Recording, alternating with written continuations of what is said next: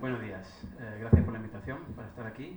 Me invitaron a hablar en un evento sobre Intelligent Data Driven Design. Me quedé con Intelligent Design y entonces me vinieron a la cabeza, me vinieron a la cabeza las guerras del creacionismo / diseño inteligente frente a la evolución, y me imaginaba perfectamente a Dios, a este dibujo de Gran Quino, riéndose de las leyes de la física, y pensó, a lo mejor se está riendo de las leyes del data science y de todo lo que estamos hablando aquí. Pensé, a lo mejor es un evento sobre si somos dioses o no, creando nuevos servicios. Creo que no, o quizás sí. Esto pasa muy rápido. Craig Venter es un biólogo norteamericano, que fue uno de los dos que fundaron el proyecto de secuenciar el genoma humano completo, que empezó en el año 90. Él en un momento dado se buscó financiación privada para lanzar el suyo propio, porque pensaba que lo podía hacer más rápido y porque además quería patentar algunos de los genes que encontrara. Entonces esto le metió mucha presión al proyecto financiado por el dinero público, que acabó 3 años antes de plazo, lo nunca visto con un proyecto financiado por dinero público. Y este hombre, en sus memorias, este libro, decía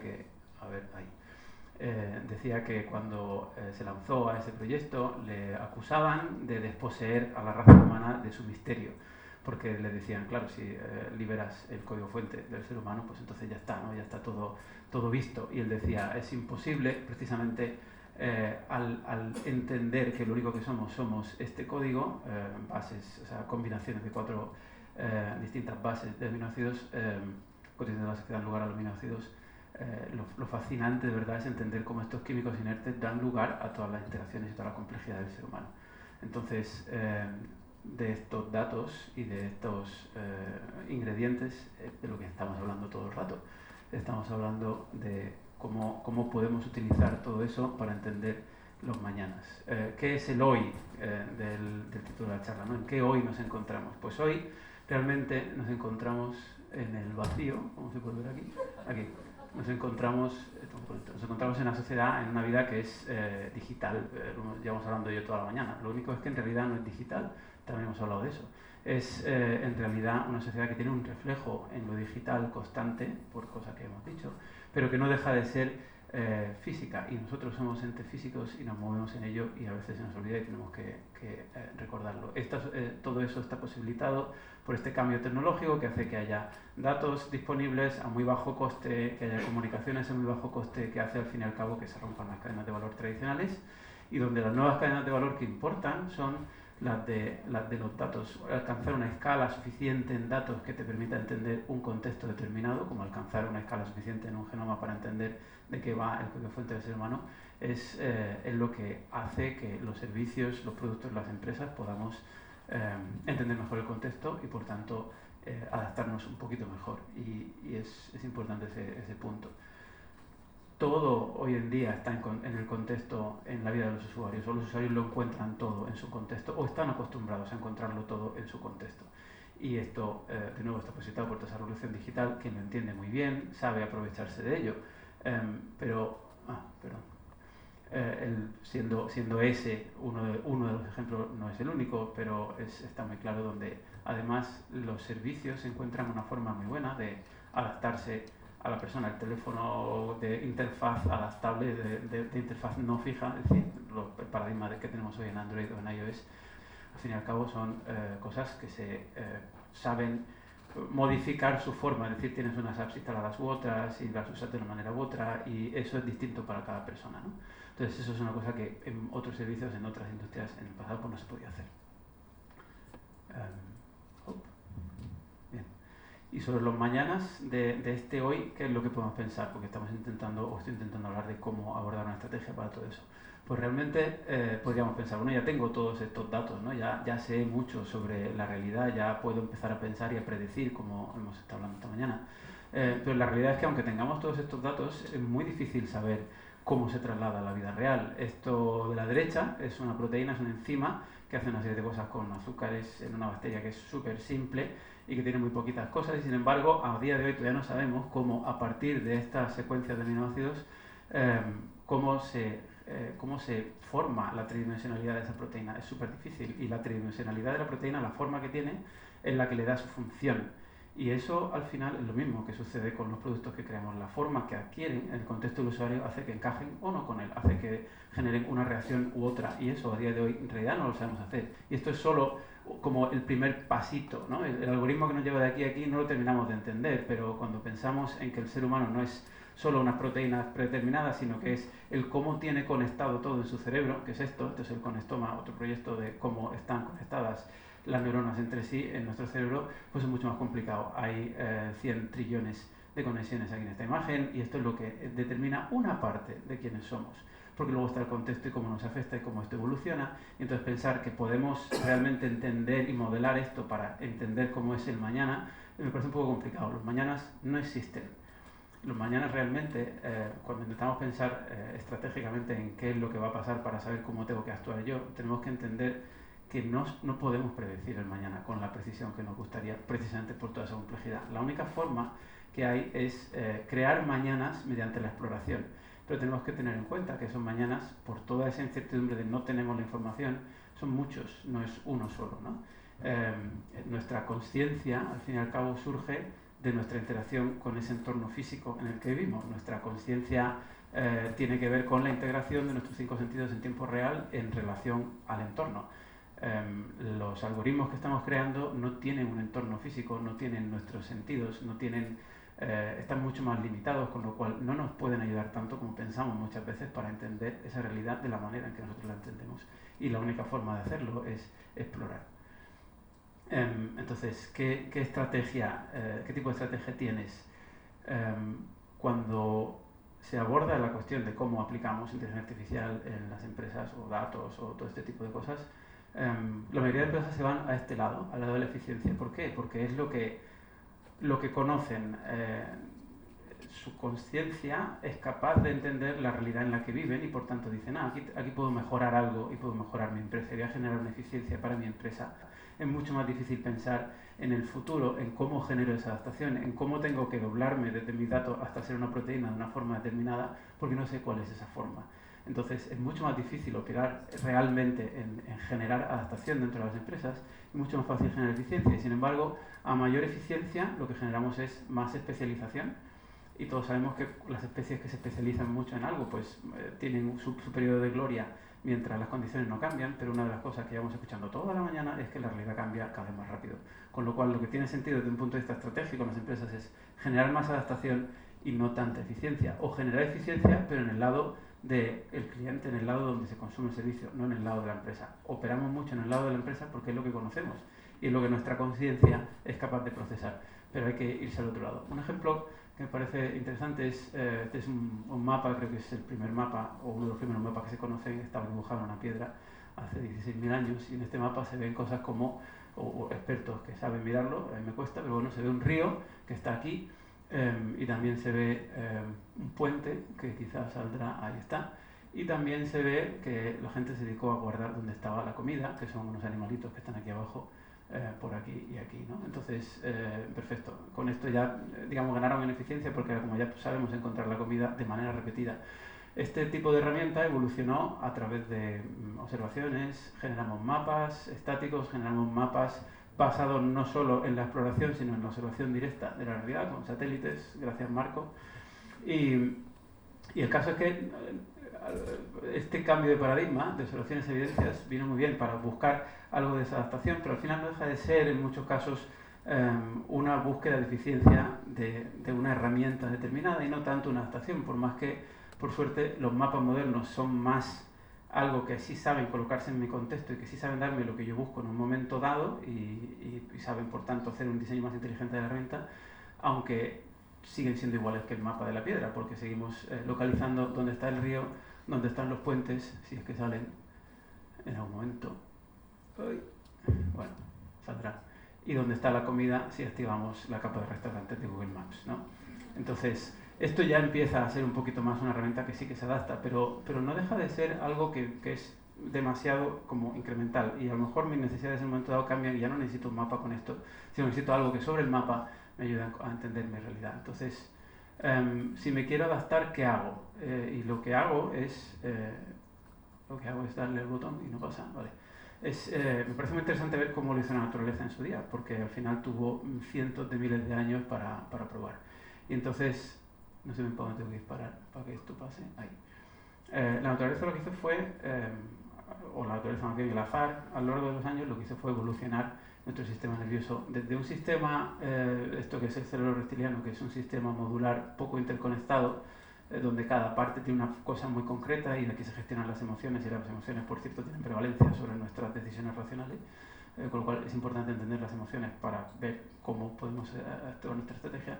Pero al fin y al cabo esto, digamos, otorgaba poca capacidad de adaptación porque no se entendía realmente la realidad. Sucedía algo, tenía una respuesta emocional, salía corriendo, si venía un tigre y ya está, es útil, pero a lo mejor puedo tener otro tipo de reacción más compleja a un entorno más complejo. Surgió la corteza cerebral ya tenía un principio de organización diferente donde ya no había silos modulares que no se hablaban entre sí tanto, sino que lo que había era pequeñas unidades discretas que todas tenían un principio de funcionamiento similar. Entra una serie de estímulos, sale una serie de estímulos, se interconectan entre sí. Entonces es capaz de hacer frente a patrones mucho más complejos porque es capaz de representar una realidad más compleja porque interconecta determinadas cosas. Y luego ya tenemos el neocórtex, que es el último grito en evolución que tenemos los mamíferos, donde hay esos 100 trillones de conexiones. Es capaz de escribir el Quijote en un modelo donde la interconexión es muchísimo más alta de información. Entonces es interesante entender que todo esto no se hizo porque sí, o sea, ese azar que nos guiaba hacia ahí al final respondía a una pregunta muy clara, y es que todo lo que intentamos hacer nosotros ahora con estas técnicas avanzadas de inteligencia artificial ya estaba ahí antes. Al final nos estamos inspirando mucho en la naturaleza y lo hacía porque respondía a una pregunta clarísima, y en el caso de la naturaleza era maximizar el valor biológico, que es adaptarse para sobrevivir. Y ese adaptarse para sobrevivir creo que no es tan fácil de entender hoy en día en el mundo de la empresa. Sí, ya sabemos que tenemos que tener más datos y ya sabemos que tenemos que interconectarlos, pero de qué manera y con qué preguntas es una cosa que me parece que es complicado, porque ¿a qué es lo que nos queremos adaptar? En estas realidades complejas, en estos objetivos del milenio, ¿a qué es a lo que nos queremos adaptar realmente? Porque ya no es solo voy a optimizar un proceso de venta para conseguir vender más en este momento determinado, sino que ese contexto complejo, donde los usuarios viven en muchos niveles, hace que tengamos que posicionarnos de una forma menos clara que como lo hacíamos antes, porque ese contexto va a cambiar, y si de nuevo nos especializamos en una cosa, nos va a resultar mucho más difícil irnos a otra. Entonces, esta pregunta yo no sé responderla, pero creo que hay que intentar respondérsela a la hora de establecer una estrategia. Aquí. ¿Qué es lo que hay que optimizar para maximizar la adaptación? Al fin y al cabo, pues no lo sabemos. Muchas veces nos quedamos vamos a optimizar para un mínimo local, pero ese mínimo local no nos está dando la adaptación que necesitamos, ¿no? Nos estamos aclimatando mucho a un clima de aquí, pero nos vamos a 3 ciudades más para allá, nos vamos a otro país, o operamos en otro entorno y ya no sirve. Entonces hay que entender eso con mucha claridad. Entonces, ¿cómo diseñamos para la incertidumbre en la que estamos? Y esto es muy importante. Cuando los mañanas no existen, ¿cómo hago que mi producto sea capaz de entender lo que va a suceder? ¿Cómo entiendo yo lo que va a suceder para diseñar mi producto? ¿Cómo hacemos para... Bueno, ¿cómo diseñamos para convivir con esos productos? Estos productos que tienen estas capacidades, que se adaptan, que parece que nos entienden, estos productos que empiezan a tomar decisiones, cómo los diseñamos, ¿no? En esta parte del diseño inteligente, cómo los diseñamos para que realmente cumplan su función.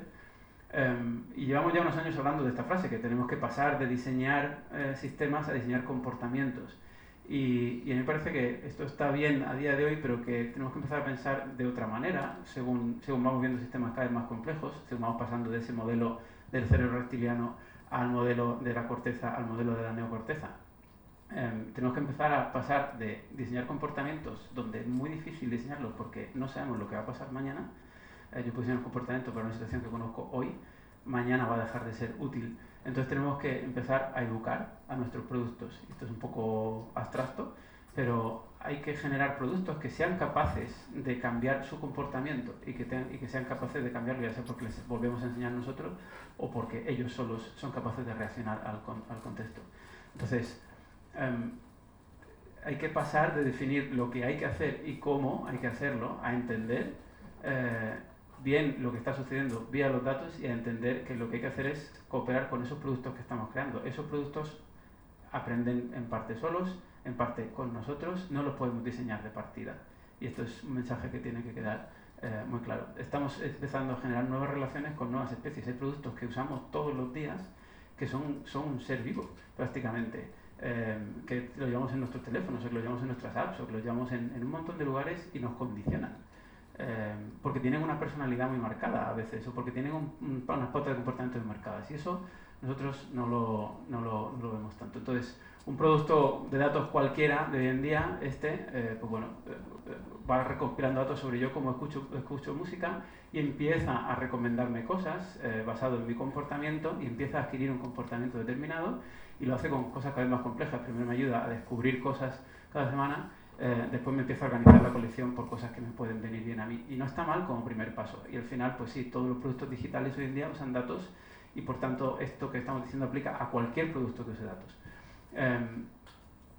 Los productos de más éxito procuran hacer eso, procuran entender mi contexto para adaptarse y además lo hacen mediante, al fin y al cabo, esto, el coaprendizaje, que es una cosa que muy pocos productos tienen todavía hoy y que no es tan fácil de insertar en productos de propósito general, pero es probablemente una de las vías que tenemos que tener para ir coevolucionando con los algoritmos.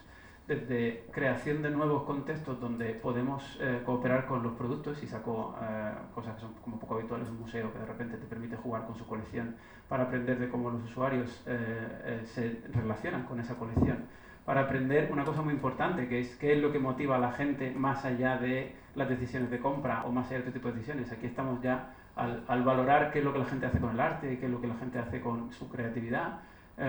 Intentamos entender más profundamente al ser humano, intentamos entender mejor esas conexiones que vemos antes, esos 100 trillones de conexiones, que son lo que nos permitirán adaptarnos a esa realidad de verdad. En algunos museos tienen este tipo de cosas, donde también pues dibujas cosas para explorar la colección y te devuelve algo, y a partir de lo que te devuelve tú le vuelves a decir y el sistema va aprendiendo contigo cómo evolucionas en ese espacio de posibilidades. Vamos allá. Aquí, bueno. Se nos ha quedado congelado. Aquí.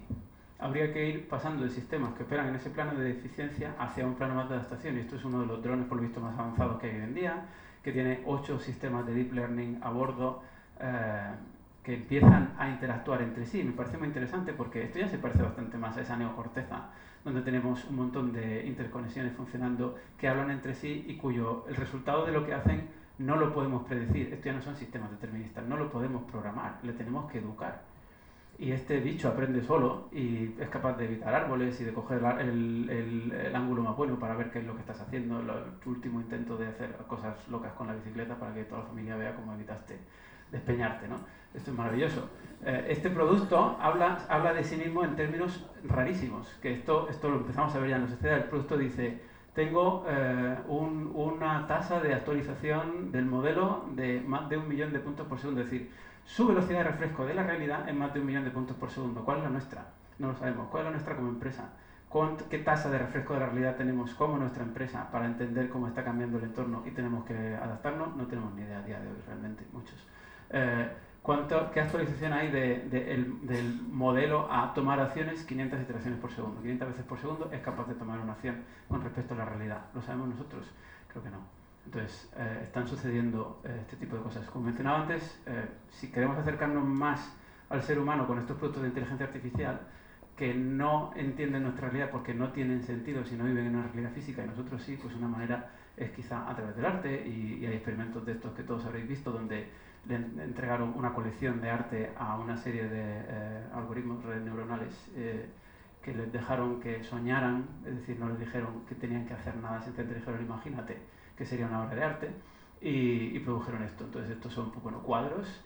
Hace poco se subastó uno pintado por una máquina con una técnica como esta en Sotheby's, creo, y en fin, tuvo un precio bastante interesante. Entonces hay máquinas que empiezan a hacer este tipo de cosas, está muy bien, porque a lo mejor a través de esto entienden mejor nuestras motivaciones y empezamos a desarrollar una relación simbiótica más interesante. O este algoritmo que le dieron 200 guiones de películas de ciencia ficción y escribió el suyo propio.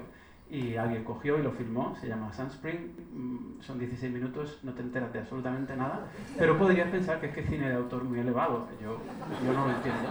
Entonces, es súper interesante porque, de nuevo, son máquinas que ya están haciendo otro tipo de cosas, ya están entrando en un plano mucho más de tratar de expresarse como el ser humano se expresa. Entonces, esa educación, al fin y al cabo, vamos a llevarnos bien, vamos a entendernos con la máquina con unos límites. No puedo diseñar un comportamiento determinista, como decía antes, pero sí tenemos que establecer unos límites para que haya unas reglas. Entonces, ¿quién los pone? ¿Cómo lo hacemos? Este experimento me parece maravilloso. Si podéis bajar el volumen, por favor, que no hace falta. Esto es un robot de la Columbia University donde le dan un cuerpo con sus sensores y sus cosas y sus actuadores y sus patitas y tal, y está plano, o sea, no tiene nada, no tiene ningún preprograma. Entonces lo dejan ahí y lo que hace el bicho es que se pone a andar solo. Pero lo que hace es hacer esto, empieza a hacer experimentos en su mente, empieza a crear un modelo de sí mismo. Esto es una conciencia de un bicho artificial. Y esa conciencia lo que hace es que empieza a hacer eso, empieza a jugar, se parece a un bebé cuando está moviéndose al principio y empieza a entender cómo funciona su mundo. Este ya sí tiene sensores sobre el mundo físico. Y esta conciencia no se parece a la nuestra, porque tiene sensores distintos de los nuestros. Pero es una conciencia, es un bicho que va a estar ahí y con el que nos tenemos que relacionar. Este bicho, hicieron el experimento de le corto una pierna a ver qué pasa, y entonces su modelo, ahí empieza a desaparecer la pierna que le han quitado, desaparece en su modelo mental y ya está, ya se ha dado cuenta de que no lo tiene y ahora va a empezar a aprender a andar otra vez, y esto lo hace de manera totalmente autónoma. Entonces, este tipo de sistemas ya están aquí, y este que es, bueno, pues tiene sus actuadores y sus cosas, no es tan complejo ni tan avanzado. Hay sistemas bastante más avanzados en un montón de cosas que utilizamos todos los días.